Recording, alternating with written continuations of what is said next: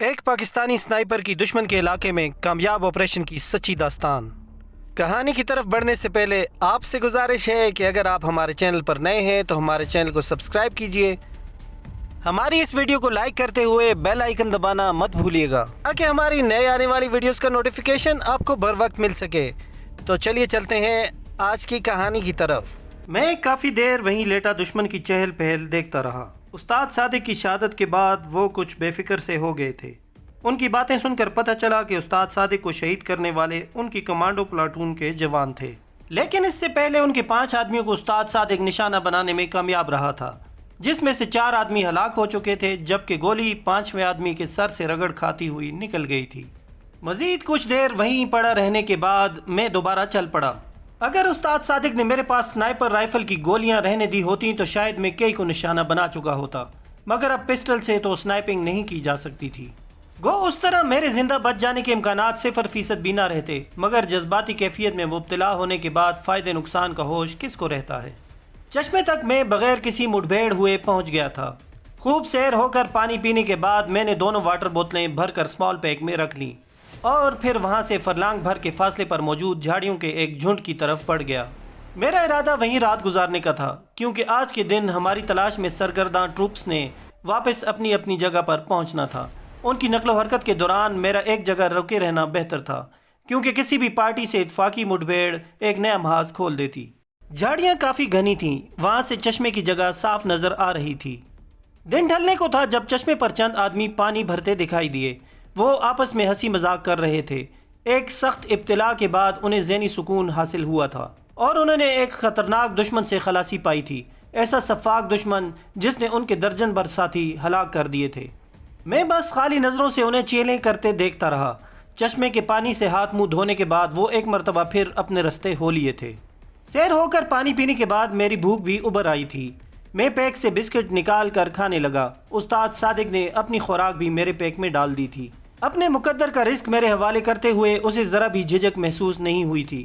اس نے مرنے کا فیصلہ کر لیا تھا، مگر اپنی آخری گفتگو میں اس نے کوئی ایسا اشارہ نہیں دیا تھا کہ مجھے اس کے ارادے کی بابت معلوم ہوتا۔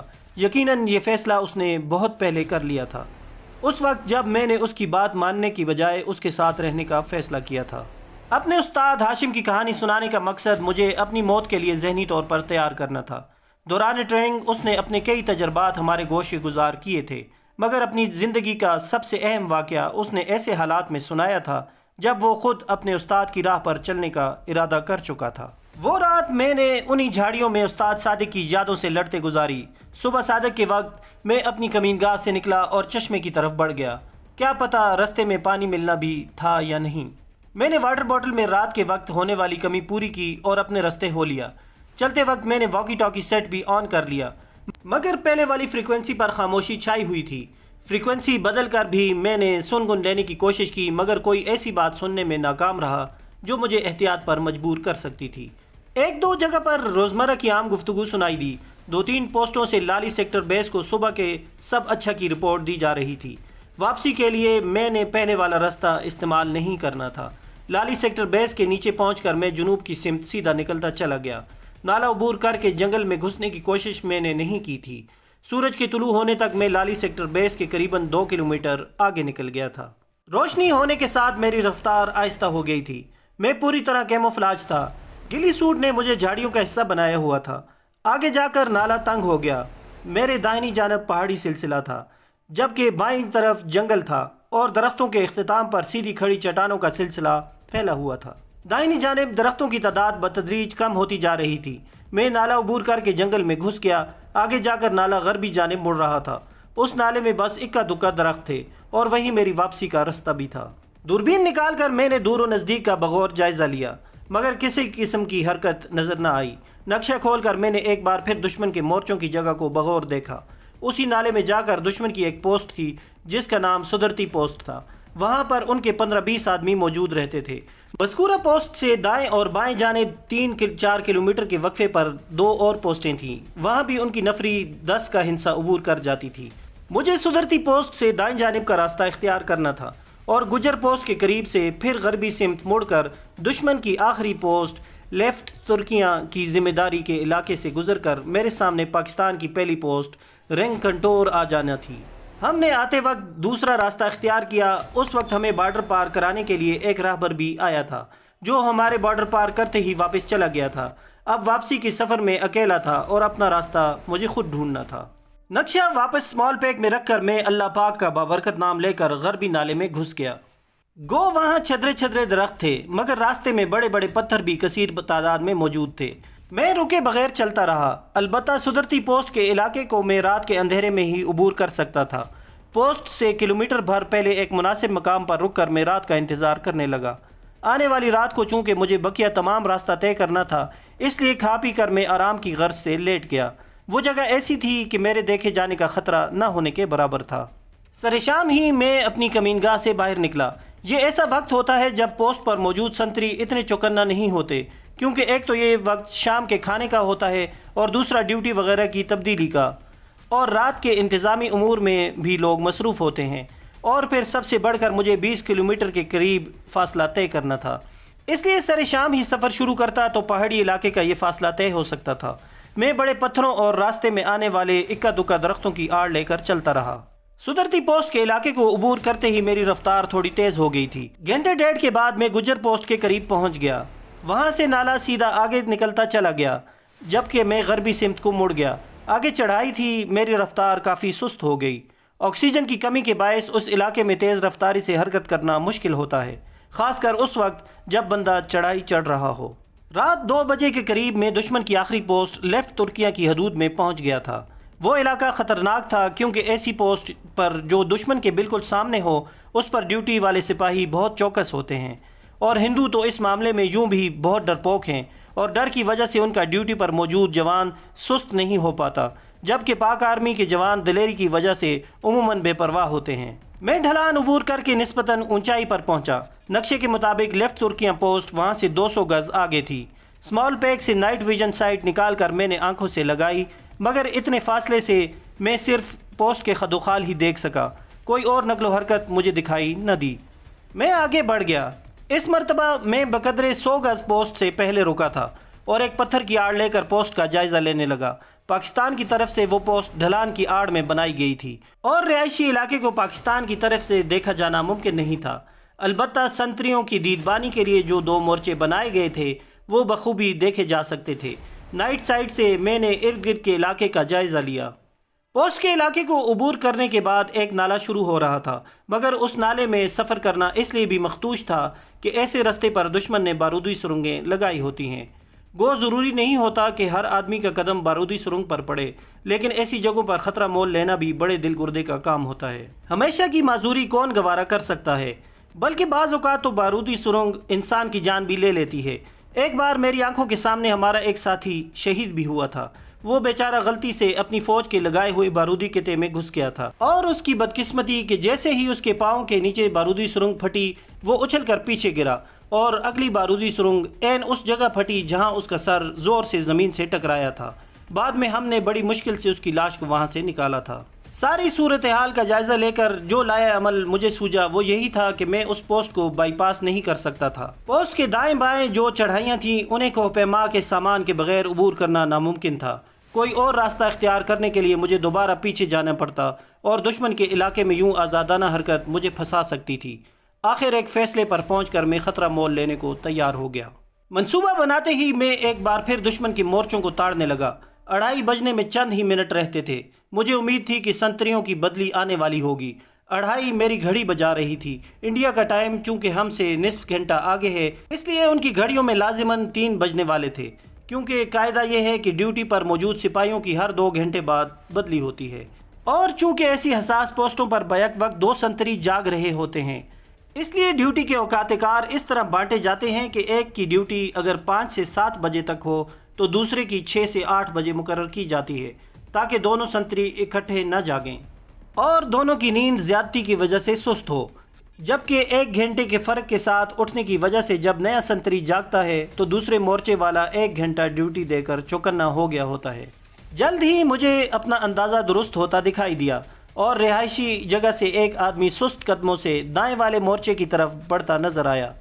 यकीनन उसे रिहायशी इलाके में मौजूद संतरी ने जगाया था। दूसरे संतरी की वापसी तक एक और संतरी कमरे से बरामद हुआ और वहीं टहलने लगा।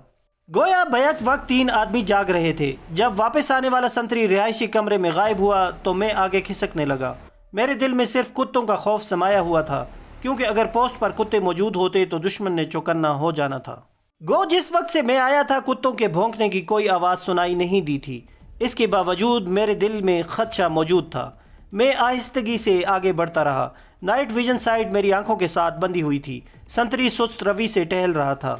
कभी कभी वो सर घुमाकर अतराफ का जायजा ले लेता था। एक दो बार उसने टॉर्च जलाकर भी अपने चौकन्नेपन को जाहिर करने की कोशिश की थी, लेकिन टॉर्च की रोशनी उसने नाले वाली सिमत में फेंकी थी। उसके बावजूद मैं ज़मीन से चिमट कर लेट गया था। लेकिन वो अकबी संतरी था और ज़्यादा जिम्मेदारी सामने वाले संतरियों की होती है, इसलिए उसमें वो चौकन्नापन मफकूद था जो कि सामने वाले संतरियों का खासा होता है। मैं क्रॉलिंग करने के बजाय बैठे बैठे उसकी जानिब बढ़ रहा था। क्योंकि वो पथरीला इलाका था, इसलिए क्रॉलिंग करने की सूरत में एक तो नीचे बिखरे पत्थर घुटनों और टांगों में बुरी तरह चुभने थे, दूसरा पत्थरों पर रेंगने की वजह से शोर भी पैदा हो सकता था जो संतरी को चौकन्ना कर देता। अब संतरी से मेरा फासला 10 गज के बगदर रह गया था। मैंने पिस्टल पहले से तैयार करके बेल्ट में उड़सा हुआ था। पिस्टल हाथ में लेकर मैं संतरी के मुड़ने का इंतज़ार करने लगा।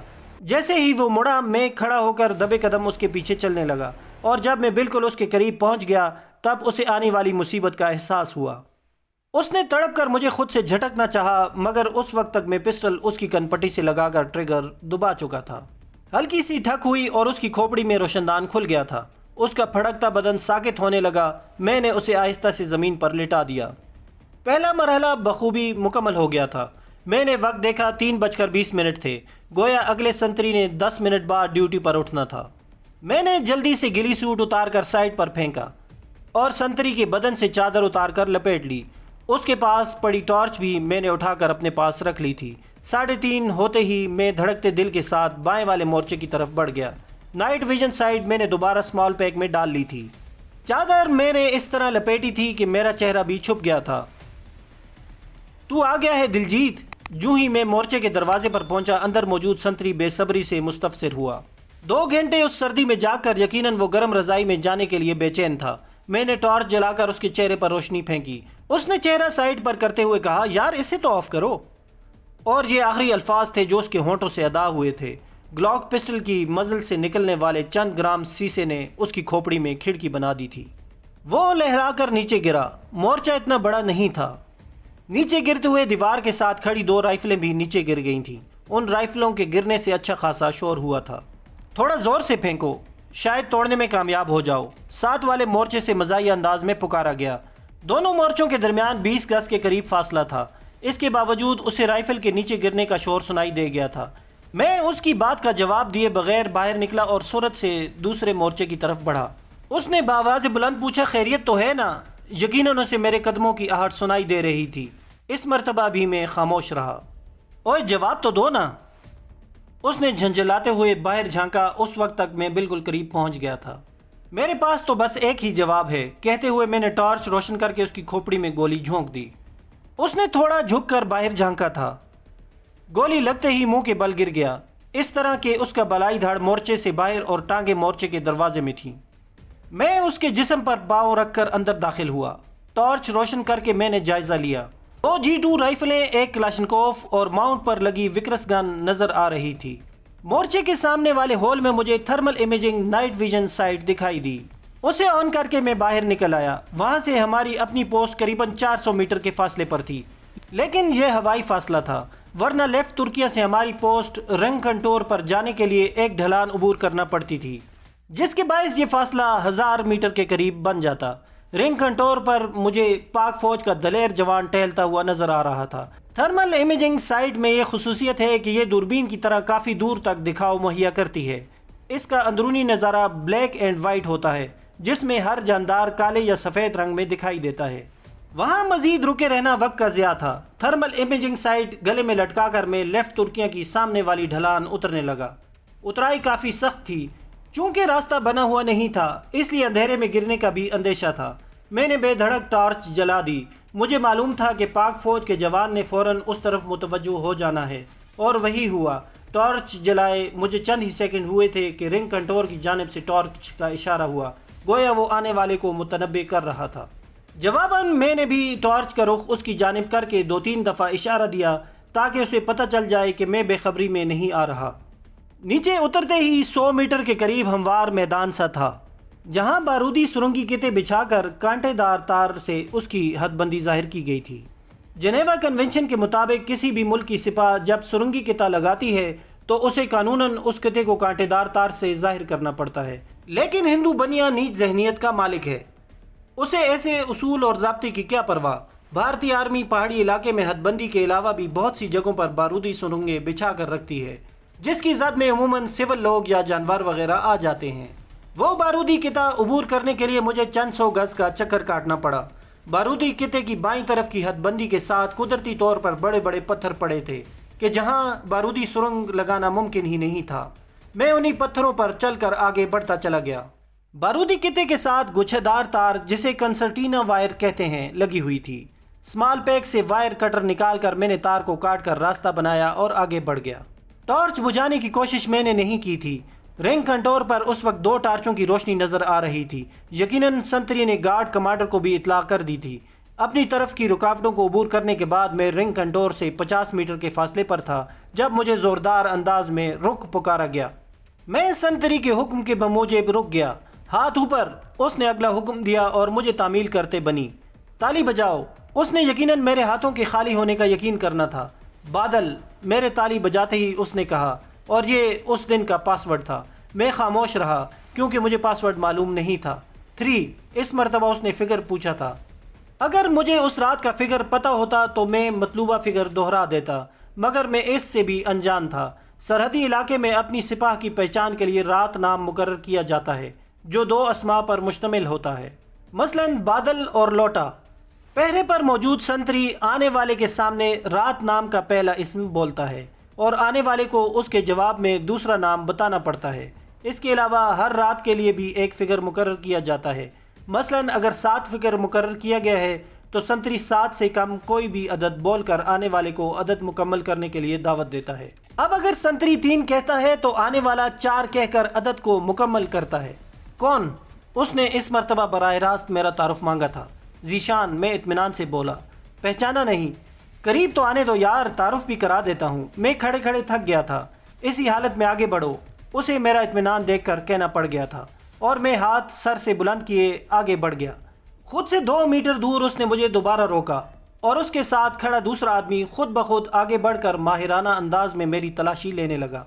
मेरे कंधे पर लटकी स्नाइपर राइफल उतारकर उसने साइड पर रखी। मेरा small pack, thermal imaging site और मेरी जेबों में मौजूद तमाम सामान अपने कब्जे में कर लिया। हाथ नीचे कर सकता हूँ? तलाशी लेने वाले के दूर होते ही मैंने पूछा। कर लो, मुझे निशाने पर रखने वाला नरम लहजे में बोला। शुक्रिया कहकर मैंने हाथ नीचे कर लिए।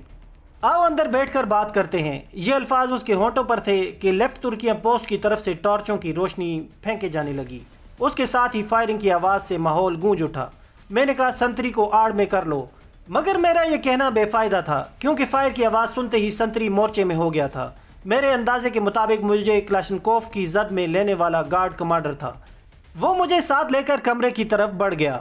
वो पोस्ट कमांड का कमरा था क्योंकि अंदर दाखिल होते ही गार्ड कमांड ने सैल्यूट किया था। अंदर पेट्रोमैक्स लैंप जल रहा था।